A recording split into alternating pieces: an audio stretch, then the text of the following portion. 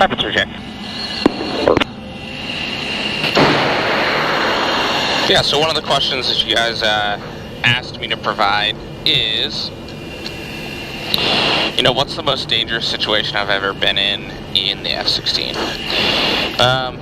Well, you know, I think the more experience you get in any fighter platform or any airplane in general, the more you find that, you know, there's always going to be that day for a guy, right?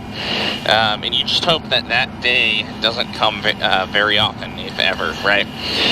For me, I had a critical fuel leak over the middle of the Pacific Ocean between Hawaii and Guam a couple years back, and had to actually divert into Wake Island.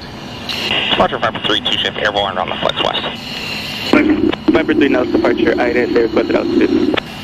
Thankfully, we had a tanker with us, so I was able to refuel and make sure that all that was good to go, and bring it down into the field. Viper 3 with the flash, climbing 16.5. Viper 3 radar contact over the racetrack. That day, I had one wingman with me.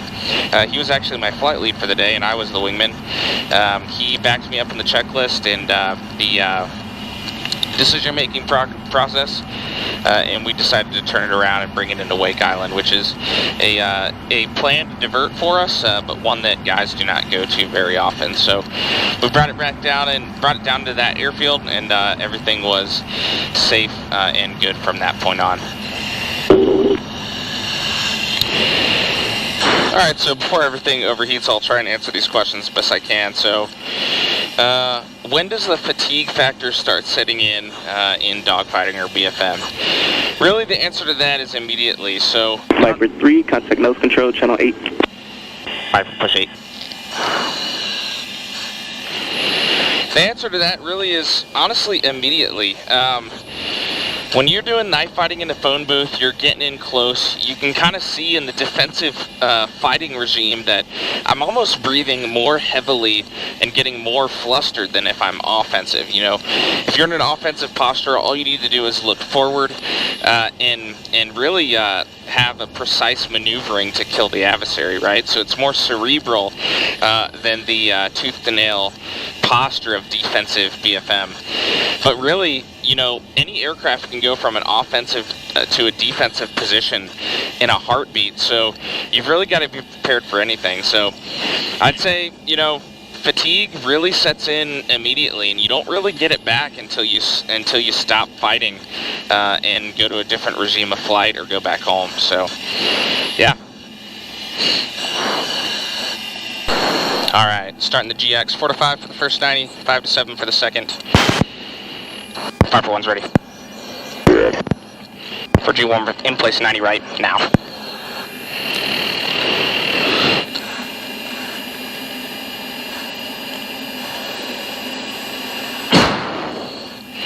Alright, not bad. G-awareness in place 180 left now.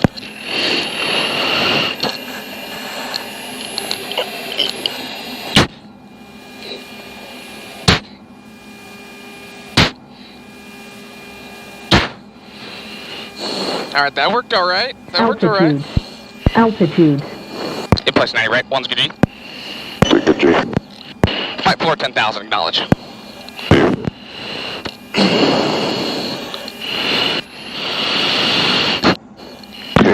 Reference 260. Semi frequency 126.55. Update 250.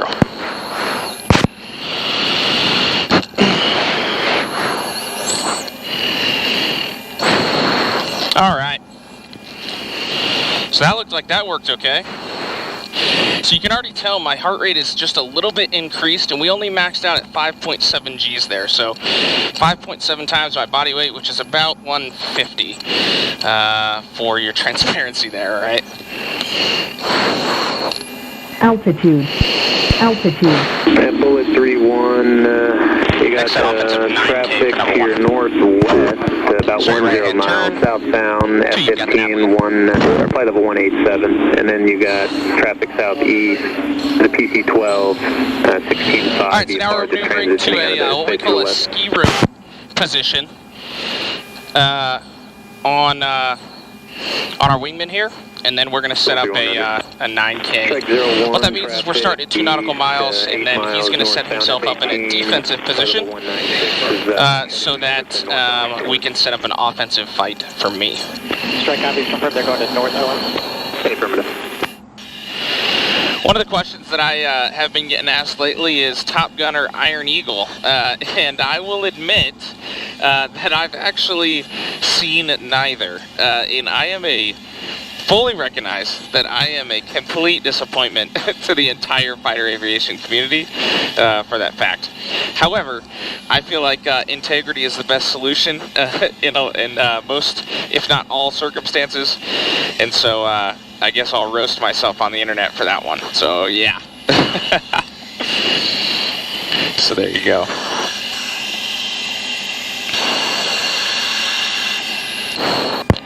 One's ready. 7.0 G limit. Check right.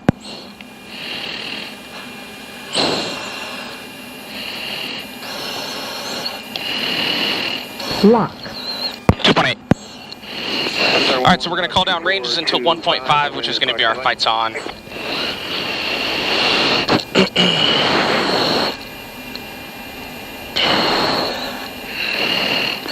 Sorry about that. Last aircraft call up your steps on again. Yeah, try that again.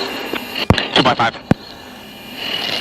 7G limit. That's probably the highest threat for me in over-G in the jet here with 2 external tanks. So we got to watch out for that. 2.0. 1.9. 1.8. 1.7. 1.6. 0.5. Fights on. Looking for the turn circle entry. 05 Whiskey Fox 46. Right about there.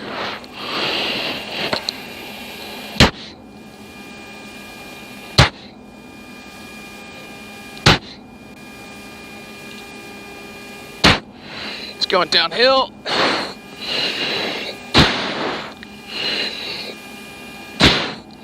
Altitude. Altitude.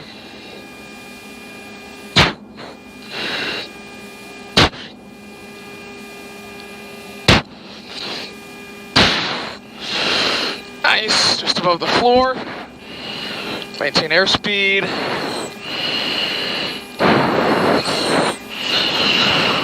Alright, we're on G's now we just need to rate around the circle and catch him. Radar contact, 4 miles east of 5 Wells Airport. China Lake altimeter 2965.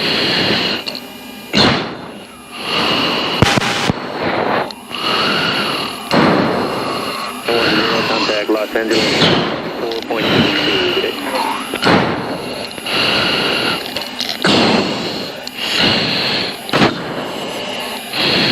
Let's see what he does.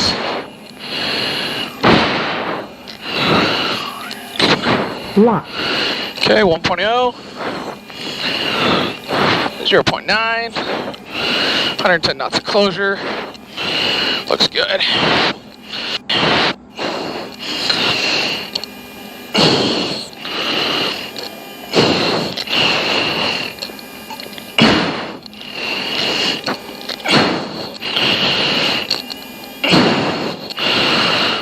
Oh, he's right above the floor. Viper terminate, Viper 1 terminate. Viper 2 terminate. Fall off right. Exit defensive 6K for number 1. Alright, so you can see how my heart rate is slightly increased here. The G was high initially, maxing out at 6.3. Traffic. 4 west, Kentucky 10 south. 1.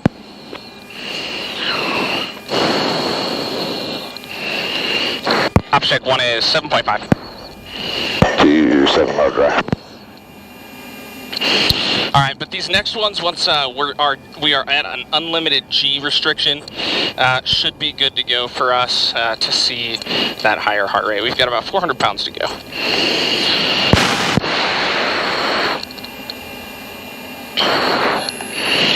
Alright, so this one's going to be a defensive posture in a longer range set. So this one's a 6K. He's going to start at 1.5 nautical miles. And then I'm going to be the defender with a flight floor of 10,000 feet. So really the name of the game here is to stay out of his threat weapons engagement zone. So that's going to be both his gun and his missiles. So primarily what you're going to see today is trying to dodge his gun if he gets in close. All right. Something else really worth talking about here in defensive BFM that the DCS and flight sim players won't really be able to appreciate as much is that, you know, this is all a manual experience for a fighter pilot. Start a right-hand turn. Suggest left over before turn. Say again. Suggest you keep going left over the valley. Left turn. Let me know if you see the strange traffic. Okay, so what I mean by that is nothing is guaranteed to you. You have to find the adversary and you've got to find him yourself, and you've got to maintain tally, doing everything that you can, contorting your body to use whatever visuals you have available in the cockpit to stay alive. So fight to survive is really the name of the game in defensive BFM, and you're going to keep doing that until the adversary either hits the ground, runs out of gas, or your wingman saves you. So there we go.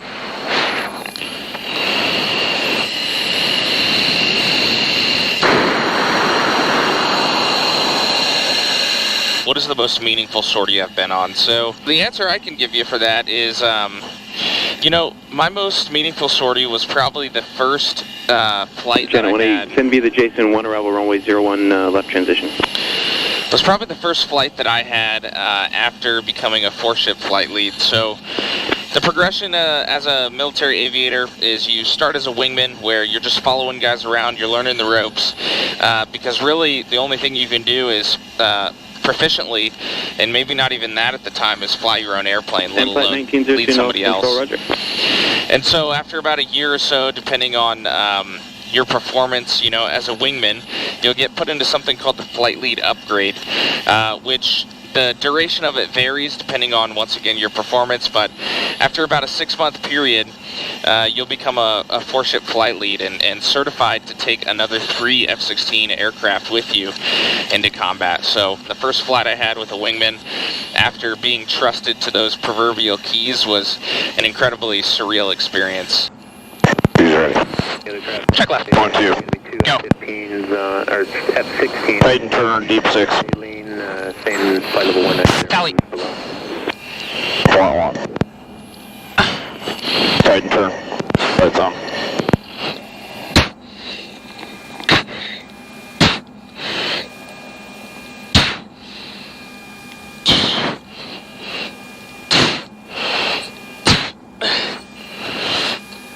Altitude.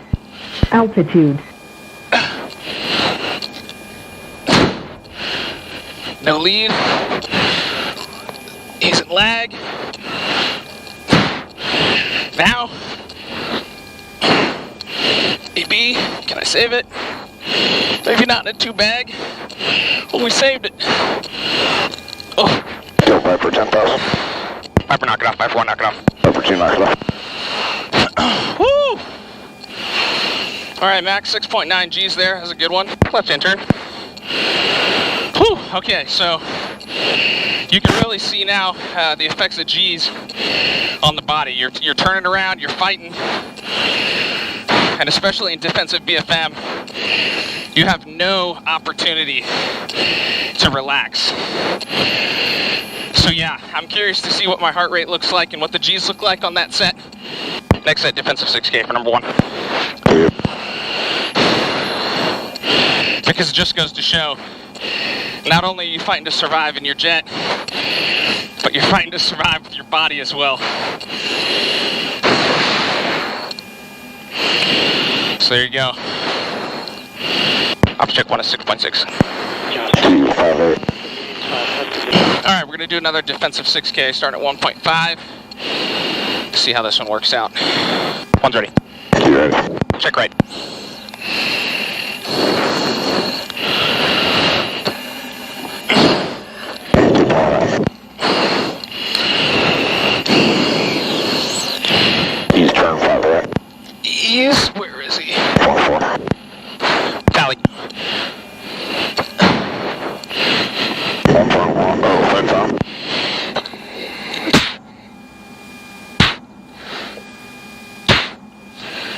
Circle entry on time.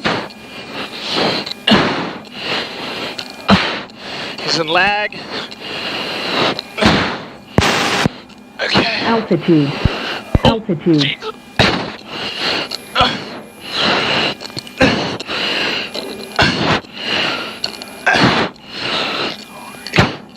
Oh no. He's gonna overshoot. Maybe. Still Viper 11,000. Viper knock it off, Viper 1 knock off. Viper 10 knock left. On off left. Alright, well.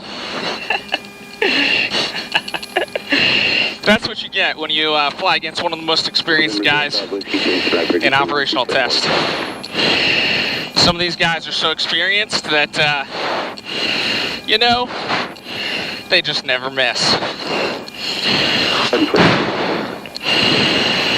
Unfortunately, I'm on the receiving end of that, so sometimes that's how it goes. But you know, being trained by the best and the most proficient is the only way we'd want to have it here.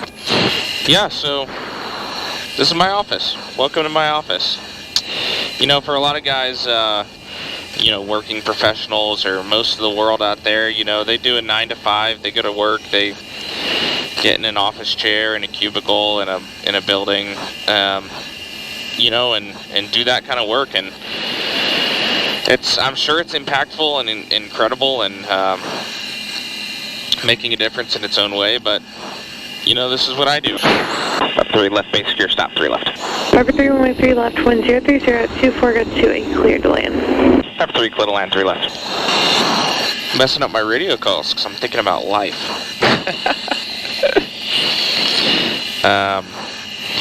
But yeah, I mean, it's not necessarily the right thing or the wrong thing, but it's good to have you guys out here flying with me because you know it's not just fun and games when you're flying a jet like this. You know, a lot of people see the cool airplane, cool flying, and think it's just us going up and having fun. But in reality, there's a lot of responsibility. There's a lot to do. There's a lot being asked of a typical fighter pilot in the Air Force.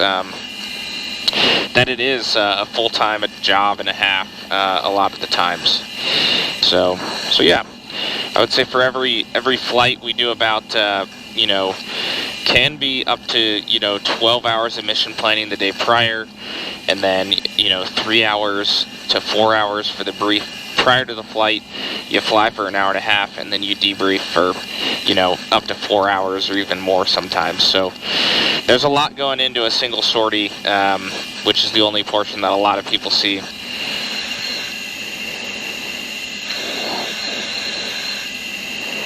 A little bit long landing, a little bit heavyweight. Not bad though. Sweet. It's a good flight, guys.